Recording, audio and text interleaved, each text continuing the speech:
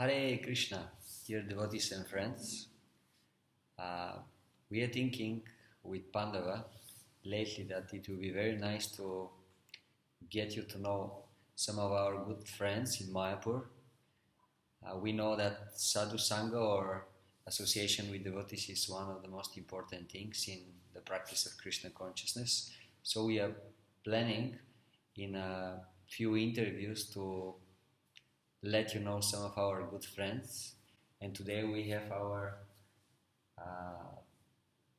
very good and close friend Carucandra Prabhu as our guest. Right. He's a very senior devotee, practicing quite some years devotional service, and he spent the last 15 years in Mayapur, helping in Mayapur Institute, making their curriculum, and now he's helping with the curriculum for the Bhaktivedanta Academy Gurukula. He's interesting personality and he has interesting life. So we'll be happy to hear some things from his life and his experience. And one of the latest things that he did was, for 1 year, he was living as a hermit in seclusion in the forest of Kentucky State in USA, without electricity, without phones, without internet. So please tell us more about your experience, why you wanted to do this and what exactly you did there. Okay, sir. Just to clarify, I haven't been in Mayapur for the last 15 years. I'm here like half of the year. Okay. Just so people don't get confused. Yes. That would be great though. But no, I did spend half of each of those years at least other places. So you mentioned the things that I went without while I was in the woods, which tends to be what people focus on because it's generally speaking, when people hear that someone's living without electricity or it's their gas-powered stuff, cars and stuff like that, it's very surprising to them. But really, the most important part and the reason that I did it was because of I wanted to live with something. And so I've been trying to study Sri Chaitanya Charitamrita for a really long time now, definitely over a decade, because I wanted to finish Srimad Bhagavatam first. And once I finished that, I wanted to really study Chaitanya Charitamrita. And so over a decade I've been wanting to study it, but there's always been different things that come up, usually service, so it's good, like working on the curriculum for Srimad Bhagavatam for both the Mayapur Institute and the Bhaktivedanta Academy. So wonderful service, but I couldn't find time to study Chaitanya Charitamrita. So what I did was I built a house on a property that I've owned for a while, just for the purpose of leaving society so I could focus on Chaitanya Leela. So not only did I read Chaitanya Charitamrita, study it, so I went through that twice. Also studied Chaitanya Bhagavat, Chaitanya Mangala, pretty much anything concerning Chaitanya Leela. I spent the year studying that. So it was not just renunciation, it was rather to focus more on the spiritual path. Right, the focus was on that. Of course, renunciation is part of the spiritual path. Srila Prabhupada talked about simple living and high thinking.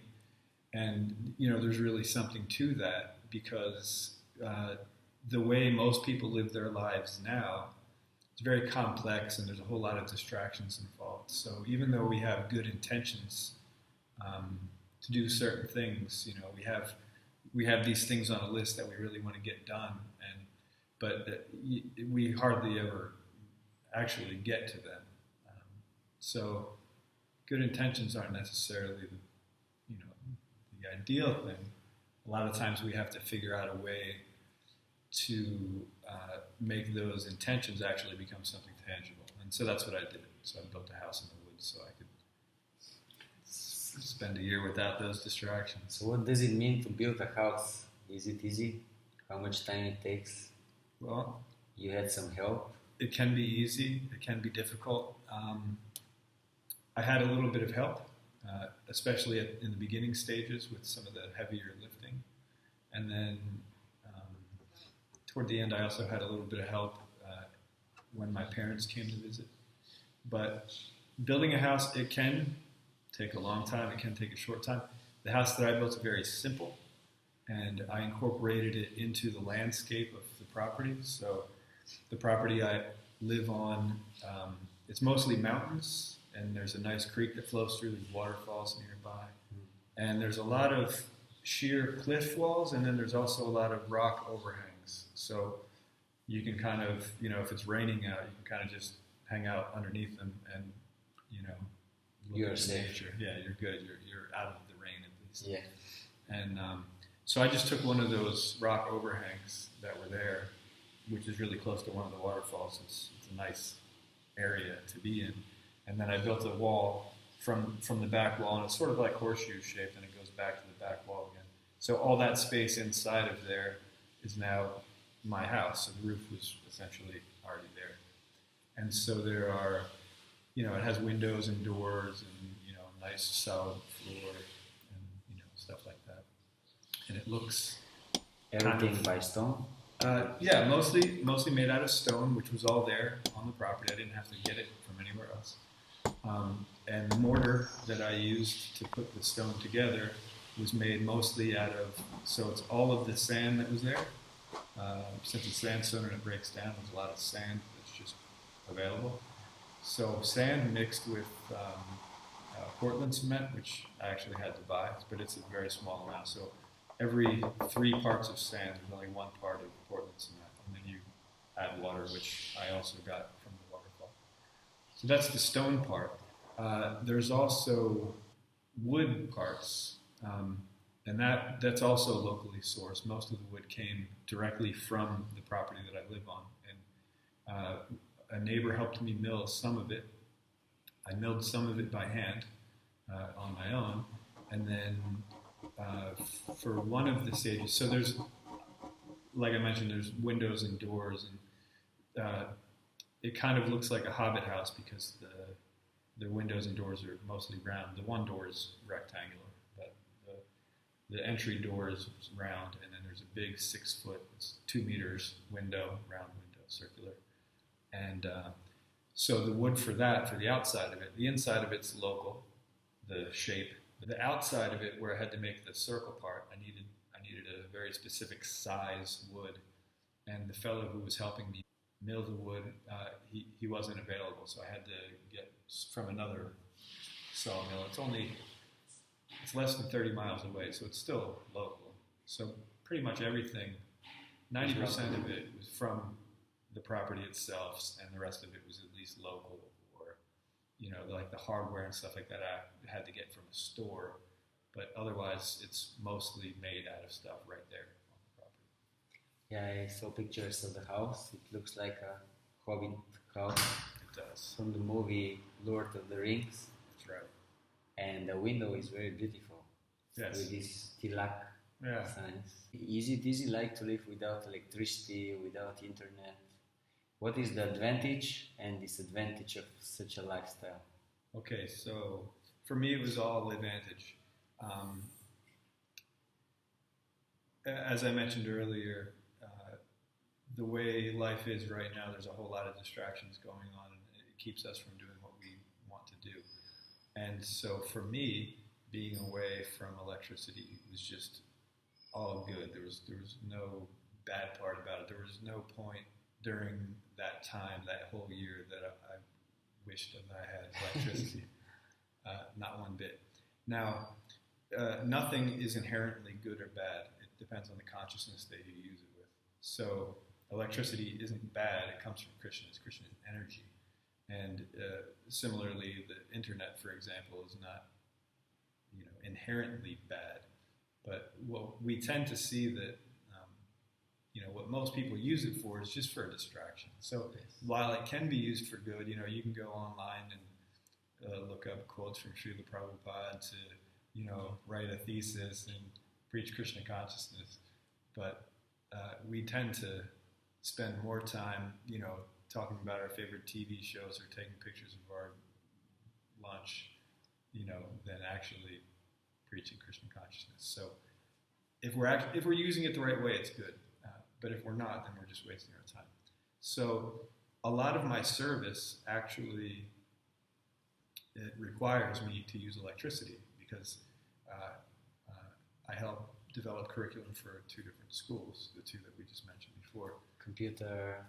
And we have to, I have to do that with a computer because otherwise it's very difficult to edit. So I could do it with a typewriter, for example, and then just have somebody make photocopies. But then when we need to edit something, just add, a footnote or a quote from another acharya. Then it's a whole big thing. Where with the computer, you just update that, and it's also a digital file where students that are taking the course online can have it without scanning in these typed pages.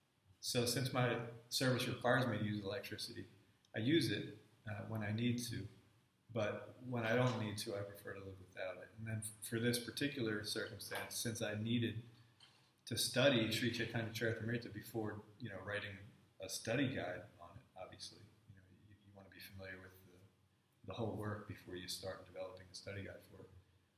So then, it was very beneficial for me, if not necessary, to just go in the woods and live without electricity for that year. Interesting. What about how you were cooking, how you were taking shower? So, okay, we'll go with cooking first. So, and what you were cooking? Okay. So the house has a wood stove in it. It was actually donated by one of my neighbors there, very nice fellow. He's a disabled vet, and we became friends, and he asked me, I told him, I'm pretty much going to live in a cave. And he asked, how are you going to keep that hot? How are you going to keep it warm? I said, well, I'm going to put a wood stove in it. He said, well, do you have one yet? I said, no. I said, well, don't buy one because I want to get it for you. So I have some very, very friendly, very kind, generous neighbors. Nice. So the wood stove is there, and I mainly cook on that. And that also heats the place. It's for cooking. It's for heating. It also heats water for the wintertime when I take a bath. It enables me to dry my laundry in the winter months where it's either too cold or too humid. And it dehumidifies the place. It takes the moisture out of the air. So when it's really, really humid in there, and the books, you go to turn the page and you don't hear that crisp. You hear it it's like a soggy mess. You have to dehumidify the place. So wood stove draws all that moisture out. So it does all those things. Wood is from your property. And the wood is all from the property. It's all trees that have already died, and I just cut them up with a bow saw and an axe, and that's the fuel for those 5 energy sources. What I cooked, it was mainly khichdi, different types of khichdi. I got really creative with that because you should have some variety at the same time. Yeah, some variety should be there, but it also you can't beat a whole meal in one pot. So I made a lot of different types of khichdi. Mm-hmm. Occasionally for breakfast I would make pancakes, different types of pancakes also. Sometimes I'd put fruit in them, and sometimes I'd make them savory. So I'd put like olives and stuff like that in. Quite nice. Good. Yeah. I don't know if I invented that or if it's like a thing, but it's really good. And that's about it. Some of the other neighbors, not the fellow that gave me the wood stove, but some other neighbors have gardens. So in the summertime, sometimes they would bring me fresh tomatoes and cucumbers and peppers and different kinds of beans. And so when that would happen, I'd get to make some different variety of stuff.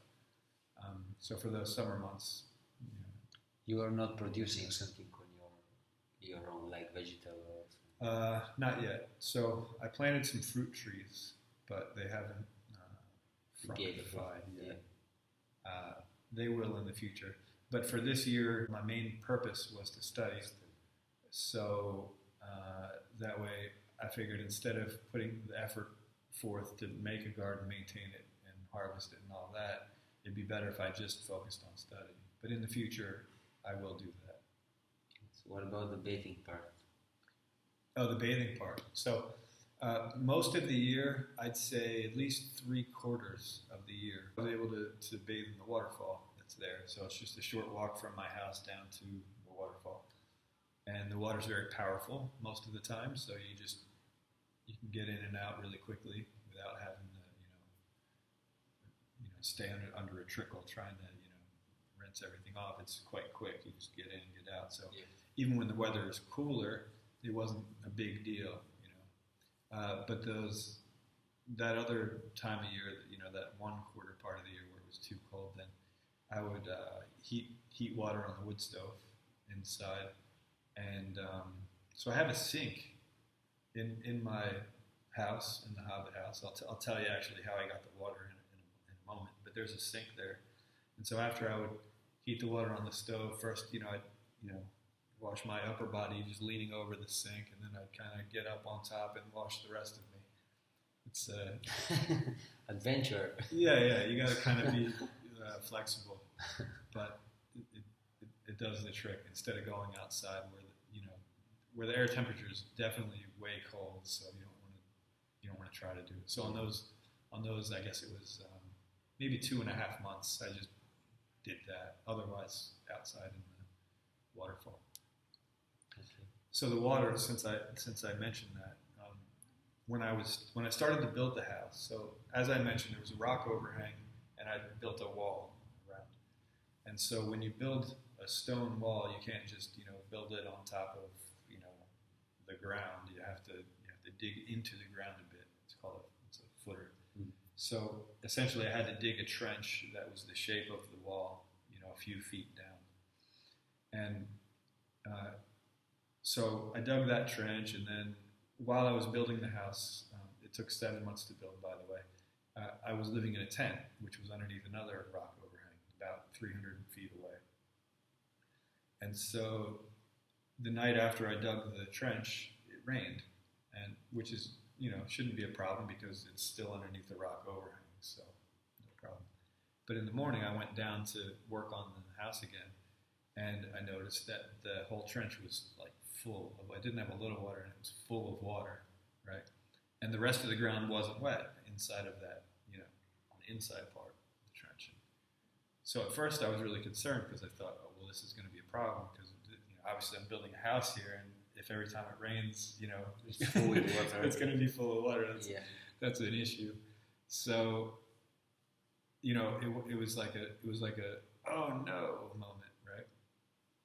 But after looking around and sort of assessing the situation and seeing where the water was coming from, because it was peculiar that it was only in the ditch, it wasn't in the rest, and it wasn't windy enough where it would have gotten that much water in. So I did some, investigation work, and I found that there was just a spot in the back wall that's about 5/8 of an inch hole. Like, you could stick your thumb in it. That's about how big it is. And anytime it rained, just water would come through that hole. It filtered from, this massive sandstone that was up there. And so it's good, clean water being filtered through rock, but it would just come through that one spot. And so what I did was I built a stone box around it so it would contain it. And then from that box, there are several pipes that go out that fill up a cistern, which is, mine is 150 gallons that I keep of water. And so that just fresh, clean, filtered water from the rock right into this 150-gallon cistern. And then that goes over to where my sink is, that we just talked about.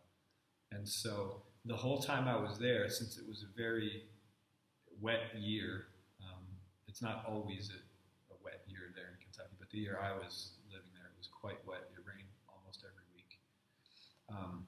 So that 150-gallon cistern, the most I actually took from it before it replenished itself was 20 gallons. So I used 20 gallons like for laundry and cooking and all this, and it would just fill right back up. So you had plenty of water. There was an abundance of water. Yeah. What you were drinking? What kind of water? So I drank that same water, but since I didn't have time to get it tested, and some of my friends and family were a little concerned, I have another filter that I just run that through for drinking. just in case. I probably didn't need to, but better safe than It's sorry. tasty water. Oh, it's great. Yeah. My friends that come down, they want to fill their bottles up because it's better than any water. It has a lot of prana from, Nice. and it's naturally filtered. So it's really, really good water. So you said that your main purpose was to study. That's why you went there. But is there some other objections you wanted to achieve? Objectives? Yeah, objective. Like to prove something to yourself, or I don't know. So that's another thing that people think when I tell them about what I did, because a lot of people think either I was trying to, prove a point, or to Make a strike. Or to reduce my carbon footprint. That's a common one that people think that I was trying to do, because no electricity and nothing gas powered. Certainly that leaves a much smaller carbon footprint than people's daily routine. Yes. But these are actually just happy side effects of what I was doing. Really, I just wanted to focus on Shastra, and everything else, like I said, is a happy side effect. It's great that the carbon footprint was smaller, and it's also good that an example was set that people can live this way without dying, or feeling the need to go somewhere and just use some electricity, something like that. So those things, like I said, they're happy side effects, but that wasn't my intention or purpose. So basically, the model of Srila Prabhupada, simple living and high thinking, it's working. Absolutely. Not only does it work, I think it's the only thing that can work. If you really want to think on a higher level, you can't be complicated. You can't have these distractions. You have to have the Vyavasayatmaka buddhi, the one-pointed intelligence. It's everywhere in our Shastra. If you really want to live on that level, then you have to, simplify your life, get rid of all these distractions. And you see the Brahmanas, who, were the ones that studied Shastra traditionally, were completely detached. They lived under a different tree every night, and all they cared about was study of Shastra. They gave advice based on Shastra only, and whether the people would accept advice or not, it didn't make a difference to them. They were detached. Because, they were completely detached. So, that can only happen if you develop a simple life. Now, simple doesn't necessarily mean you have to live in the woods with no electricity, but it certainly helps. It helps. But either way, you have to simplify your life somehow. Definitely also this helps for one to prove for himself that, okay, I can live also in this way or in this way. It's not that I'm 100% dependent on all these innovations in the modern lifestyle, modern systems. Well, that's the danger of it. And that's the main thing I learned while being off-grid, is that there's nothing in the world except for Krishna. Nothing exists that's not part of his energy. So everything we see is part of his energy. Now, when you're in nature, it's much easier to see that, because you see trees which are designed by Krishna, and they're doing all these fantastic things, like, they're pumping water from the ground all the way up to the top, and sometimes they're storing it in fruits or flowers or whatever. And so, so in that way, it's a pump, and it's a water tower, and it's, so many other things, but it's a tree. And it's also, the most efficient battery of trees, because trees grow, they take energy from the sun. The longer they're charging under the sun, the bigger they get, so the more power you can take out of them when you burn them. And they also reproduce naturally on their own. They produce all these seeds, which then become more trees. So even if you use the original tree, it's given so many other trees that give so many other trees. So it's the only efficient machine that we have on this earth, really. And so it was given by Krishna, right? And so, that's just a tree. We just talked about so many different things that a tree is: a pump, is a storage facility, energy, all this. So it's easier to see these things. Yeah, because what happens is in the what people call the real world, where we're dealing with a lot of different types of gadgets and things like that. All it is man took what God already made and then meddled with a little bit, made some sort of something out of it, put a patent on it, and made you think you needed it, right? And that way, when you look at that thing as opposed to looking in nature, you have a tendency to know, you're focusing on the person that developed it for you, or the system that allowed these things to be developed. And you're not focusing on God, you're focusing on something else, technology or industry or whatever the case may be. So it's much harder to focus on where all of this actually came from. So we tend to worship, Steve Jobs and, Bill Gates and all these other, different people. Who was it? Thomas Edison. People like that who are, figureheads behind this, these industries. And but we're missing the fact that the intelligence was given to all these people to Krishna. They were only using Krishna's energies to build all of these things, etc. So we just become distracted by the things that surround us. And in nature, it's so much easier to focus on Krishna. It's more sattvic lifestyle. Yes, it is. More sattvic. I was thinking, it's what you did. It's a good way to show how everybody can use his individual nature and connect it with Krishna, with spiritual life. Yeah. So you have interest in life even before what you did the last 1 year. Can you tell us more about your spiritual growth, how you used your individual nature and character in your spiritual growth? Definitely. So one thing that's important to know that we don't always get a grip of, we don't understand the concept, is that, so we know that we're spirit souls and we're in a material body, and then we have this material conditioning, right? And then that conditioning gives us a particular nature. So each of us have very unique proclivities, tendencies, desires, hobbies, things like that. And that we consider our nature, which really it's our conditioned nature. Yes. And the tendency is to think that, we're stuck with it. Yeah? And that, oh, well, Prabhu, sorry, it's just my nature. If something goes wrong. We can use it as an excuse. We can use it as an excuse, right? But in reality, and this is, Bhagavad Gita 101, it's in all of Srila Prabhupada's books, is that we have this conditioned nature, but if we engage it in Krishna's service, then it becomes purified.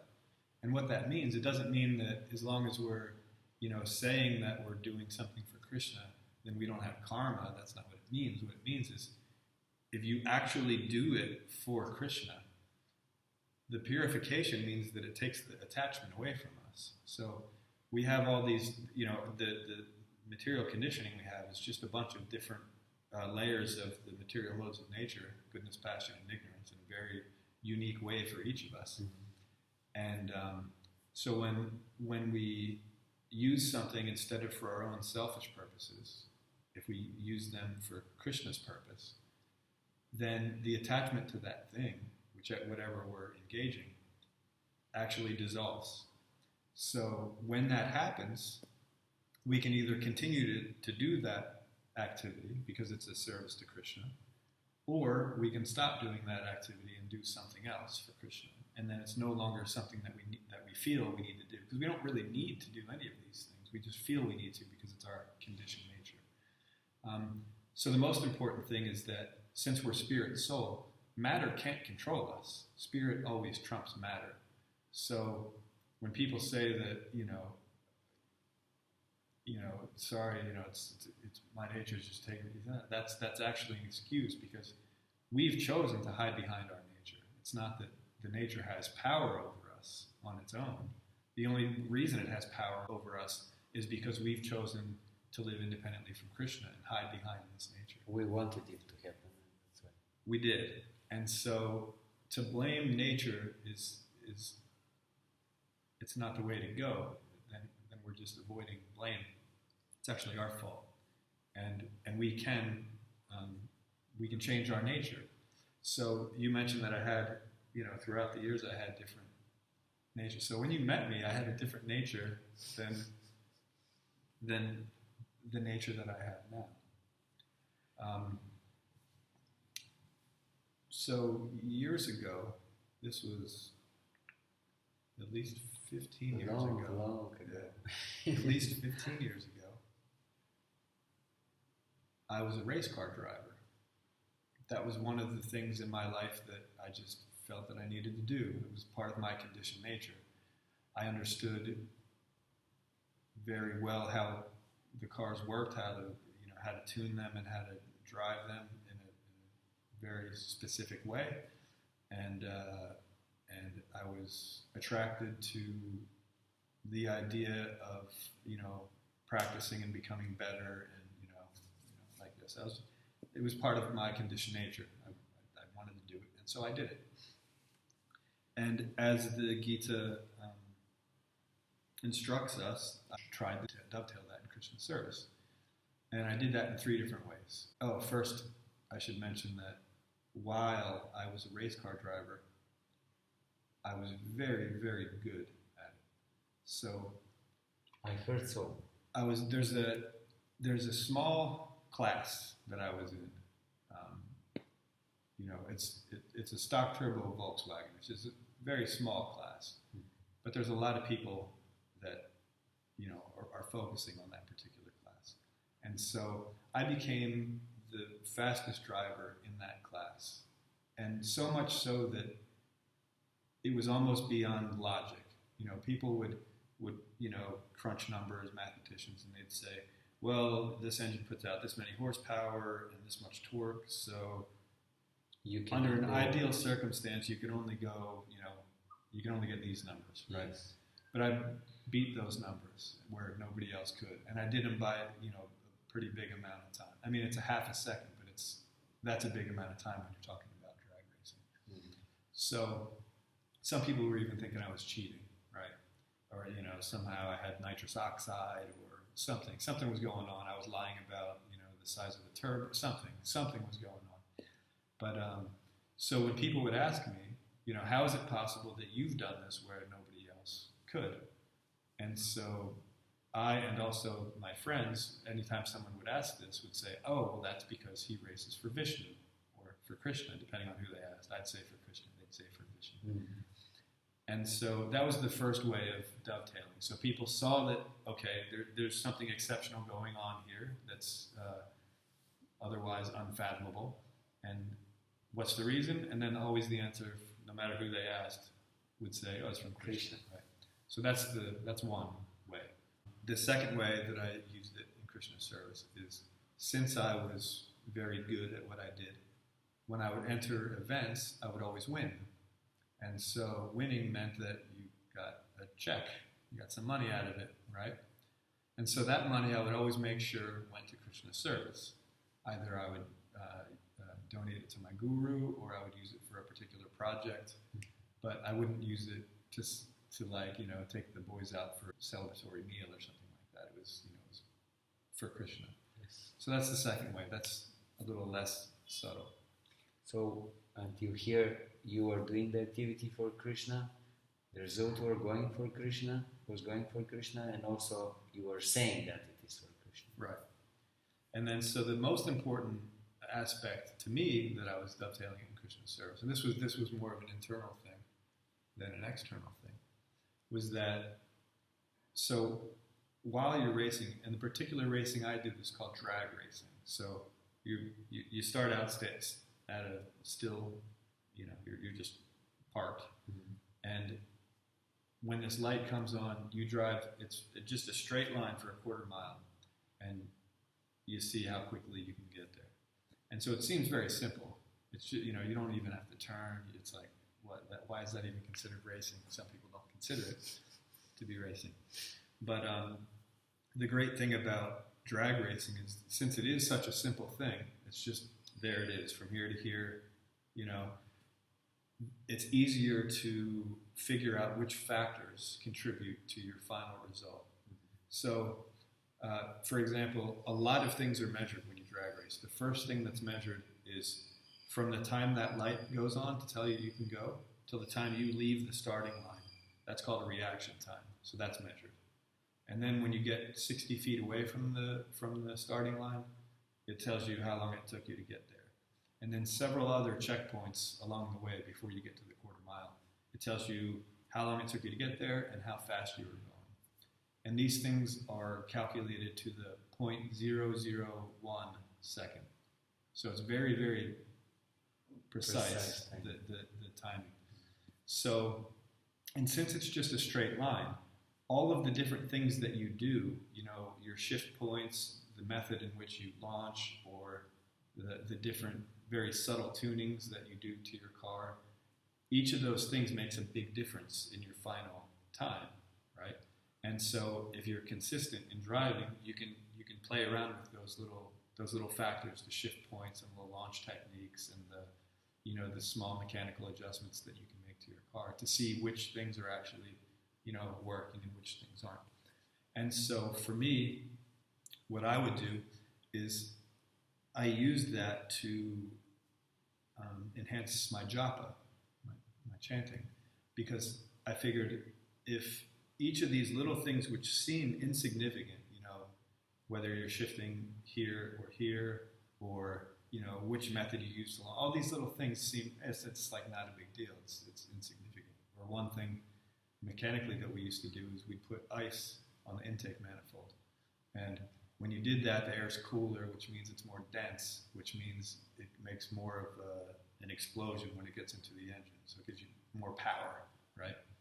And so that little thing actually, just doing that gives you 0.2 of a second that you save, just doing that. So things that you would think are insignificant, like who cares if you put a little bit of ice on your intake manifold? Like, why would that help? It seems like one of those things where, people, if they're really into sports, right, they wear the same socks every game because without washing them because it's like their lucky socks. So it seems like that, why is this guy putting ice on that? Come on, just for luck. If you don't know, but the people that know, it's an obvious thing. It works and it has results. So the point is that all these different little things that seem like have no significance whatsoever make a huge difference in the end, right? And so the way I meditated on that was that, say, for example, when we're chanting japa, there's so many things that we do during japa that we think aren't really significant. Like, we'll be on a japa walk and we'll see a friend and we'll start talking with them, right? Or, we'll pick up the phone when it's ringing or something like that. And all of these things we think, it's not a big deal. Krishna is patient, he's kind. But, when we're chanting japa, we're actually having a conversation with Krishna. So, it's kind of like ignoring him in the middle of a conversation when we start something else. Sometimes, many times, during one japa. Yeah.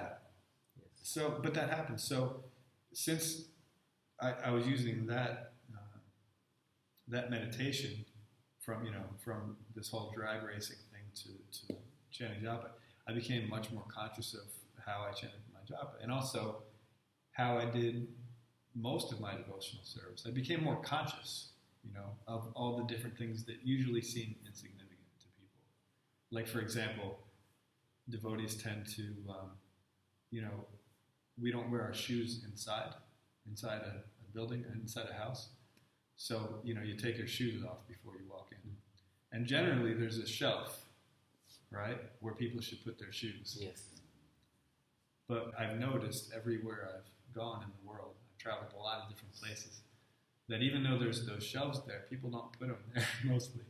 They just kick them off because they figure, well, I'm only going to be in for a little bit and I want them to be near the door when I come out. But if 300 people do that, then you have a big puddle of shoes, there for that same reason. And so one day I was staying in here, actually, in Mayapur, at the Senior Brahmachari Ashram. And so the Senior Brahmachari Ashram, by the way, was built for these older brahmacharis who were, they're kind of starting to get frail in their old age. A lot of them have to walk with a cane. One of them actually has 2 canes that he walks with because he doesn't like to use a walker. And anyway, one day I was staying there because the students were also able to stay in the rooms that weren't being used at the time. And so I noticed that one of these senior brahmacharis, who the building was made for, was struggling to get over this big pile of shoes that these young fellows who were staying, upstairs, just carelessly put there at the bottom of the steps. So he could walk to the shelf where he actually had his shoes. And he almost tripped over them to get it, right? And so that I was also just aware of that, like of small things that we don't think of. We don't think of any sort of consequences or inconveniences that we're, imposing on other people. We just think of our own self, like, well, but I want my shoes to be at the bottom of the steps when I come down. And so doing that, drag racing, and focusing on that, it opened my eyes to a whole lot of other simple things that, we tend to do all the time that are completely unconscious, that are, they're actually hampering our relationships with other devotees. And so that was the main reason. That's the main thing that how I used drag racing in Krishna service.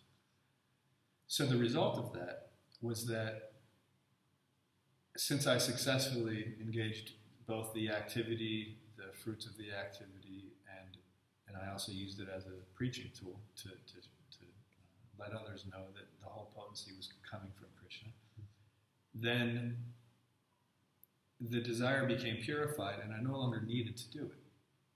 So I could have kept doing it, and I could have, continued to preach, and I could have continued to do that meditation. But the point was I no longer needed to. And drag racing is, even though you win money, it's an expensive hobby because you constantly want to keep doing better and better and better. So you constantly upgrade your car. Whatever money you make, you want to put back into it so you can, make your car faster, etc. So I was at the point where it was time to upgrade the car to go to the next level. And that was the year I started studying Srimad Bhagavatam. And because of Bhishma Dev's last words, when he was laying on his bed of arrows and he gave his instruction, because of his last words, I gave up drag racing because I realized it wasn't important. So what Bhishma Dev said, so first he was talking to Maharaj Yudhishthira, because Yudhishthira Maharaj was feeling despondent because, after the battle of Kurukshetra, so many people died, so many of his friends and relatives and teachers. And he actually felt bad that had to happen just so, he could be the emperor. And he didn't want to be the emperor, he just wanted, a little bit of land for his family to live on.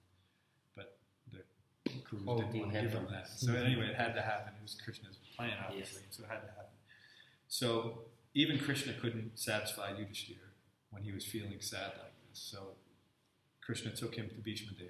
And so Bhishma Dev was just preaching about life in general. And within that, he was talking about Daivi Varnashram Dharma, using whatever activities, according to your nature in the service of Krishna. And then after he talked about that for a while, Bhishma Dev had this boon that he could die anytime he wanted to. Whenever he saw an auspicious occasion, he could just leave his body. Mm-hmm. So when he saw that time was approaching, then he said, after just preaching straight up Krishna consciousness, right? He said, now let my thinking, feeling, and willing, which has been so long engaged in so many occupational duties and activities, now be completely focused on Krishna. I remember. So when I read that, my heart broke. I thought, why am I thinking that these things in my nature are so important? And it's nothing compared to what Bhishma Dev was even talking to just before he stopped talking about that so he could focus on Krishna. So I realized I had a long way to go, and that that particular activity, it sort of reached its limit for me, where it wasn't going to help me anymore in my devotional service. It already did what it needed to do. But if I kept engaging in the activity, then it would keep me from the next step, the next lesson that I would learn. And so my nature, my conditioned nature, changed drastically at that point, and I've never considered going back and doing it again. It's not a desire that I have anymore. It's done. It's finished. And now my nature is completely different, where I'd rather spend a year alone in the woods studying Shastra than, driving a race car down track. Yeah, looks quite a serious change. Yeah, there were a few other things that I engaged and, learned from in between then and now. But so basically, we can say the lesson is that if we engage our individual nature, whatever we want to do in a proper way, in connection with Krishna, this nature will be purified. Yes. We'll get rid of our material desires and we will be able to focus more directly on the path of Krishna consciousness. Right. And that is the path of Krishna consciousness. It's part of the path of Krishna consciousness. It's the path of Krishna consciousness. Okay. So International Society for Krishna Consciousness means that we're meant to understand that everything is Krishna and to take our selfish consciousness or our conditioned consciousness and stop living ourselves with that as the center and live ourselves with Krishna as the center, Krishna consciousness. That is the path of Krishna consciousness. To go from where we are, self-conscious, to God conscious. That's the only way. Path. Yeah, that's it. That's the principle. Everything else is a detail following that single principle. Nice. Thank you, Carucandra Prabhu. Maybe the last thing I want to talk a little bit more is I mentioned that you are kind of really taking part in the education of ISKCON in the last more than 10 years. Yeah. And you were studying here in Mayapur Institute, then you were helping to develop some of their textbooks, and then you joined also the Bhaktivedanta Academy, helping there with the materials for the education. So, can you tell us what do you think about the education nowadays in ISKCON? Many people speak about education, we have different educational projects. What are your thoughts on this subject? Well, there's a positive side and a negative side. We've definitely come a long way. When I first became a devotee, an aspiring devotee, I should say, I wanted to study Shastra. And this was in 93. And at that point, I understood that in the late 60s, Srila Prabhupada established these 4 proposed courses that every devotee should go through: the Bhakti Shastri, the Bhakti Vaibhava, Bhakti Vedanta, and Bhakti Sarvabhauma. So I knew they existed at least in theory. And I also knew at that time that the Bhakti Shastri course was available. And so I wanted to take that immediately. It worked out. Eventually it worked out. So it took 2 years before I was able to. So it wasn't available at that time in North America, for example. You had to go to India to take it. And that's what I wanted to do. I wanted to go to Vrindavan anyway to take it.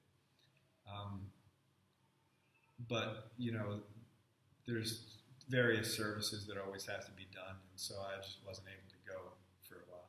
And we would try to, at the temple that I lived in, we would try to start doing some more introductory courses, just focus on a book like Harinam Chintamani or something like that. And so we'd start reading this book, and we'd make sure that the timing was okay for everyone, because everyone has different services. Yes. So our temple commander, who was the Bhakta leader at the time, he would start up these programs to study these books, and every time, for some reason or other, by the 3rd or 4th meeting, something would happen where, we can't do it this week, it'll be again next week, and then it would never be next week. It just never came. So we started a lot of books and never finished them. And then some enthusiasm would again build up, and then we'd start a different book, and then again 3 weeks later finished. So it was really frustrating for me, who wanted to actually study Shastra. But sure enough, 2 years later, after I had to pull a few strings in order to actually to make it, both with family and with the temple. But I was very determined to go. So even against some advice and things like that, I went to Vrindavan. I took Bhakti Shastri. And which year was that? That would have been 95. And then it was like, that course was great, by the way. It was a 5.5-month course. And it included, the 4 books that you would study in Bhakti Shastri. But it also included a course called Straight Thinking, Strong Speaking from Jayadvaita Maharaj. There was the Art of Preaching, another course, and there was Vaishnava etiquette. We went through, it's pretty much like a whole Bhakti course also. So there was a lot of training involved, and the questions, when we would be examined, there was none of this, take home and use the book stuff. It was like you're sitting in a classroom and here are the questions on the page, and you're not allowed to refer to the book. And so the essay questions, which would be during the regular exam, where there's also the fill in the blank stuff, was it would say, for example, okay, someone comes to you and they preach this particular idea of Mayavad philosophy. Now you have to prove them wrong, and you have to quote at least 3 relevant verses while doing so. Go. And you had to have all that by memory. And so that was good. It was practical. Because then if you knew what you were doing, then it would show, and then you'd get the proper grade. Yes. If you didn't know what you were doing, you couldn't cheat. You couldn't just copy something in a book and make it look like it's in your own words. Yes. You either knew it or you didn't. So it was actually good then. But then Bhakti Vaibhav wasn't available for a really long time after that, until I think 05. Maybe 04 it was available in Vrindavan. But when I went to take it, it was 05. And so, in one sense, you can say that since this system was introduced at least conceptually introduced by Srila Prabhupada in the late 60s, and it took so long to actually even come up with the course, in one sense you could say, well, the education is in really bad shape, right?